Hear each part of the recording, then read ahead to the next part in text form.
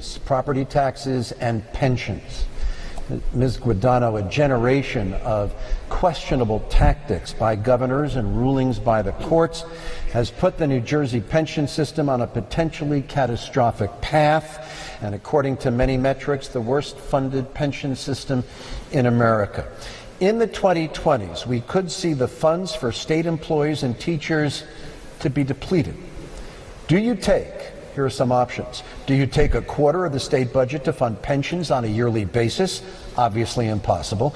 Do you raise taxes, or do you impoverish 800,000 people? These are intolerable choices, but the next governor is going to have to figure out how to deal with this. What's your plan? Right. It certainly is a crisis because it has resulted in a crisis in New Jersey. It is to fully fund the pension and health care. We would need $15 billion out of a $34 billion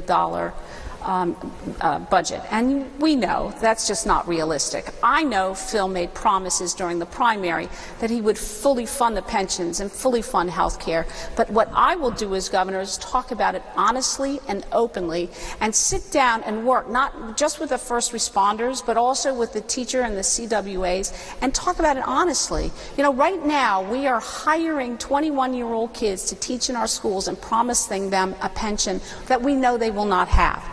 We need to sit down and talk about it thoughtfully and respectfully and realistically. Honor our commitment to the 800,000 people that are already on that pension, but also talk realistically about what happens to that 21-year-old child because I'm 58, who is going into the pension system right now and will not have a pension. Mr. Murphy. We are a state that folks no longer trust. Public sector employees have been left at the altar for 20 years, no more so than the past 8. Rating agencies have downgraded our ratings during the Christie-Guadagno administration 11 straight times. We lead the nation in exporting high school seniors, and if that weren't enough, college seniors. We have to get back to being a state that folks trust and respect again. We can't keep leaving these folks at the altar and then keep coming back and saying, listen, I'll meet my end of the obligation if you make more concessions.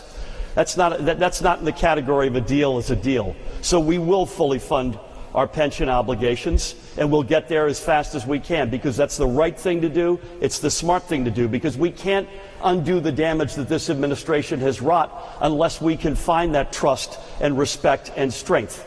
I appreciate the fact that you're saying you will fully fund the pensions. The question is, how will you fully fund the pensions? We have a very, very credible plan to fund these as rapidly as fully fund the pensions over the next several years as rapidly as possible. At least as fast, I hope a lot faster than this administration has been funding them. Well, forgive me, I still haven't heard how.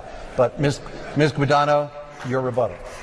In the primary, Phil Murphy promised the first responders in the public sector union that he would fully fund the pensions. If we're going to start to talk about trust, let's talk about what he just said. What he did say is that he would fund those as soon as he could. Quite frankly, Phil, that sounds like the Chris Christie plan. And I think we need to sit down and talk about what we can afford to do and how we can afford to do it and talk about it honestly. Tom Byrne has a very good plan to make those pensions solvent, but that plan has to be executed, and it has to be executed in a thoughtful and respectful way. I would just say, if I may, Jim, this is an administration which has vilified public sector employees. Educators should be up on a pedestal, and they've been vilified for almost 8 years. So this newfound compassion, I'd ask the Lieutenant Governor, where have you been? You've been alongside Governor Christie every step of the way for 2,821 days. There's been a bit of news surrounding President